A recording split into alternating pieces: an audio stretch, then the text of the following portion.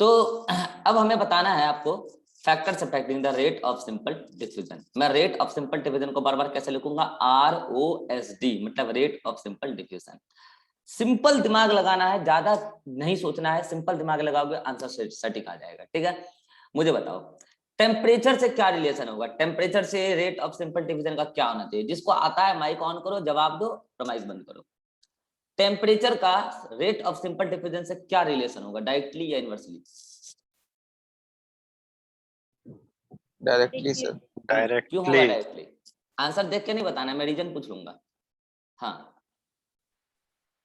Sir जब temperature high करते तो जो काइनेटिक जो मॉलिक्यूलर होता है वो मतलब बढ़ जाता है, और जो जो क्या ठीक बोलते है, हैं टेम्परेचर बढ़ाने से सिस्टम की काइनेटिक एनर्जी बढ़ जाती है, और अगर टेम्परेचर के बढ़ाने से सिस्टम की काइनेटिक एनर्जी बढ़ जाती है, यहाँ पे कॉमा लगा लेना, अगर काइनेटिक एनर्जी बढ़ जाती है तो जाहिर सी बात है कि काइनेटिक एनर्जी ज्यादा मींस सिस्टम का फ्री एनर्जी ज्यादा हो जाएगा, और अगर सिस्टम का फ्री एनर्जी ज्यादा हो जाएगा तो फिर वही बात कि रेट ऑफ सिंपल डिफ्यूजन क्या हो जाएगा, बढ़ जाएगा। इसलिए directly proportional to rate of simple diffusion. Next, pressure से क्या रिलेशन होगा, प्रेशर से क्या रिलेशन होगा रेट ऑफ सिंपल डिफ्यूजन का। सिस्टम पर अगर प्रेशर एग्जर्ट कर रहे हैं, बाहर से एक्सटर्नल प्रेशर लगा रहे हैं तो क्या होगा, डायरेक्टली होगा। हाँ, तो इसमें कुछ चक्कर है। चक्कर ये है कि मान लो कि कोई भी चीजें जा रही है और उसको आप बाहर से धक्का लगा रहे हो तो रेट बढ़ेगा, और बायोलॉजिकल सिस्टम में ऐसा ही होता है। लेकिन एक बात ये भी है कि जिस चीज में सिस्टम फ्लो कर रहा है, मतलब जिस सिस्टम में सब्सटेंस का फ्लो हो रहा है, जैसे फॉर एग्जांपल लिक्विड में फ्लो हो रहा है, ठीक है, तो अगर आप ज्यादा प्रेशर बढ़ा देंगे तो पता है आपको क्या होता है, ज्यादा प्रेशर बढ़ाने से मीडियम की विस्कोसिटी बढ़ जाती है। ऐसा आप फिजिक्स में पढ़ते होंगे, वो फार्मूला रो वाला, प्रेशर से बढ़ाने से विस्कोसिटी बढ़ जाती है।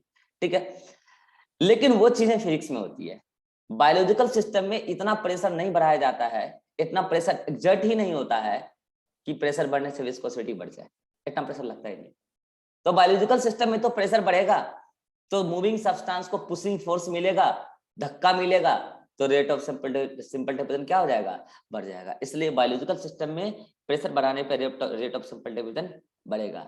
लेकिन हाँ, अगर आप बाहर से बहुत ज्यादा प्रेशर लगा दोगे तो फिर वही बात हो जाएगा, विस्कोसिटी बढ़ जाएगा, तो विस्कोसिटी बढ़ जाने से रेट ऑफ सिंपल डिफ्यूजन क्या हो जाएगा, घट जाएगा, मीडियम डेंस हो जाएगा इसलिए। ठीक है, लेकिन बायोलॉजिकल सिस्टम में नेचुरली ऐसा नहीं होता है। Then next, concentration difference.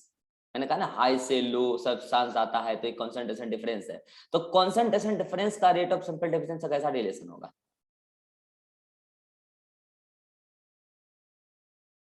Direct sir. Directly होगा, क्योंकि जितना Direct, sir. ज्यादा गैप, अभी मैंने बताया था कि गरीब जितना गरीब, अमीर जितना गरीब, तो जितना ज्यादा गैप उतना ज्यादा तेजी गति से मनी का ट्रांसफर होगा, उतना ज्यादा रेट ऑफ सिंपल डिफ्यूजन होगा, तो डायरेक्टली प्रोपोर्शनल होगा। ठीक है, देन मॉलिक्यूलर साइज, जो सब्सटेंस मूव कर रहा है उसका मॉलिक्यूलर साइज से रेट ऑफ सिंपल डिफ्यूजन का क्या रिलेशन होगा,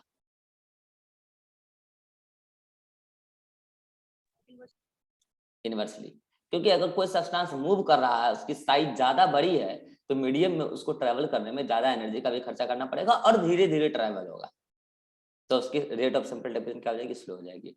next, density of the medium, medium की डेंसिटी का रेट ऑफ सिंपल डिफ्यूजन से क्या रिलेशन है, जिस मीडियम में सब्सटेंस मूव कर रहा है, इनवर्सली। इनवर्सली। आप एग्जांपल ले लो, अगर गैस में गैस मूव कर रहा है तो आराम से मूव करेगा, या गैस में ही लिक्विड को मूव कराओ आराम से मूव करेगा क्योंकि वो कम डेंस है। अब लिक्विड में कोई चीज अगर मूव कर रहा है, मान लो लिक्विड में सॉलिड मूव कर रहा है तो कम मूवमेंट होगा, अगर सॉलिड पर कोई चीज मूव कर रहा है तो सबसे कम मूवमेंट होगा। मतलब मीडियम जितना ज्यादा डेंस उतना कम रेट ऑफ सिंपल डिफ्यूजन, यानी कि इनवर्सली प्रोपोर्शनल, यानी कि डेंसिटी मीडियम का ज्यादा, रेट ऑफ सिंपल डिफ्यूजन कम। अब मुझे बताओ कि अगर जो मॉलिक्यूल डिफ्यूज कर रहा है उसके खुद के डेंसिटी से हम रेट ऑफ सिंपल डिफ्यूजन को कोरिलेट करें तो कैसा रिलेशन होगा, जो खुद मूव कर रहा है उसका डेंसिटी,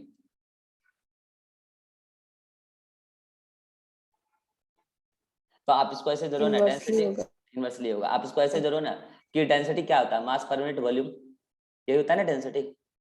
तो अगर डेंसिटी ज्यादा यानी कि मास ज्यादा यानी कि साइज ज्यादा, और साइज ज्यादा तो बताओ रेट ऑफ सिंपल डिफ्यूजन कम ना, तो इनवर्सली रिलेशन होगा। ठीक है, तो ये तीनों मैंने आपको बता दिया। नेक्स्ट एक बात जानो, अभी आपने पढ़ा कि सिंपल डिफ्यूजन जो है जरूरी नहीं है कि मेम्ब्रेन के थ्रू ही हो, विदाउट मेम्ब्रेन भी होता है, लेकिन विदाउट मेम्ब्रेन ज्यादातर कहाँ होता है, नॉन लिविंग सिस्टम में होता है। लेकिन अगर लिविंग सिस्टम में हो रहा है तो विथ मेम्ब्रेन तो होगा।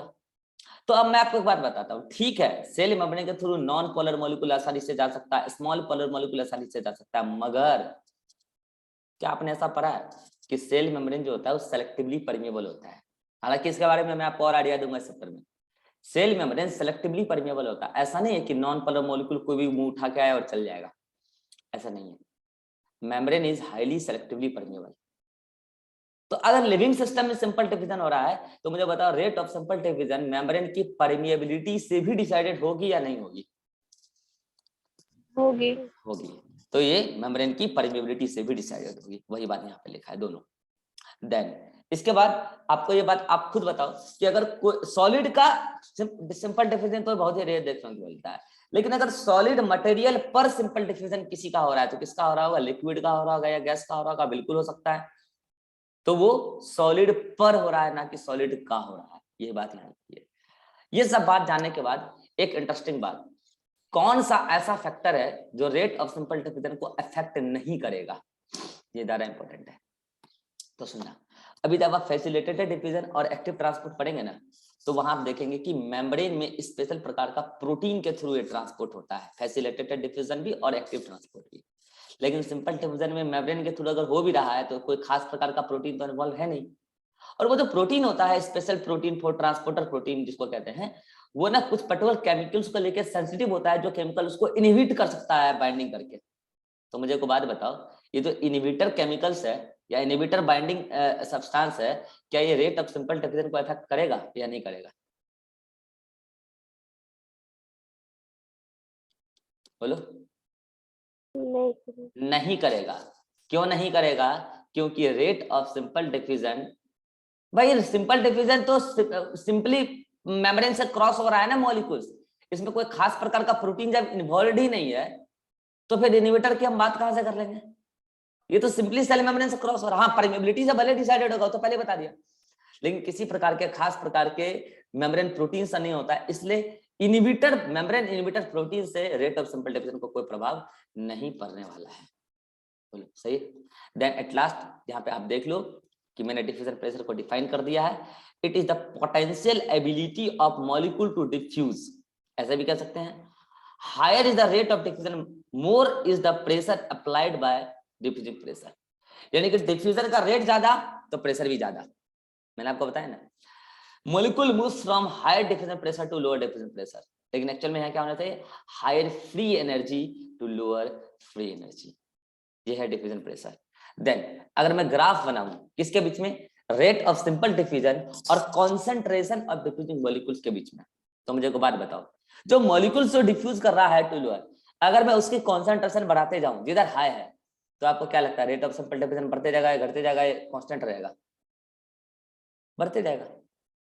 तो आप बढ़ाते जाओ रेट, मतलब कि कॉन्सेंट्रेशन जिस सब्सटेंस का मूवमेंट कराना है, तो रेट ऑफ सिंपल डिफ्यूजन क्या हो जाएगा? बढ़ते जाएगा। ये डायरेक्टली रिलेशन है, इसलिए क्या हो जाएगा? ये स्ट्रेट लाइन ग्राफ हो जाएगा। This is all about simple diffusion. Simple diffusion में अगर अभी भी आप में से किसी को कोई दिक्कत है आप पूछ सकते हैं। हाँ Abhishek. No sir. Vivek. No sir. Ribha. No sir. Rajeshwari. Srishti. No sir. चलिए तो अब हम स्टार्ट करते हैं क्या? Facilitated diffusion.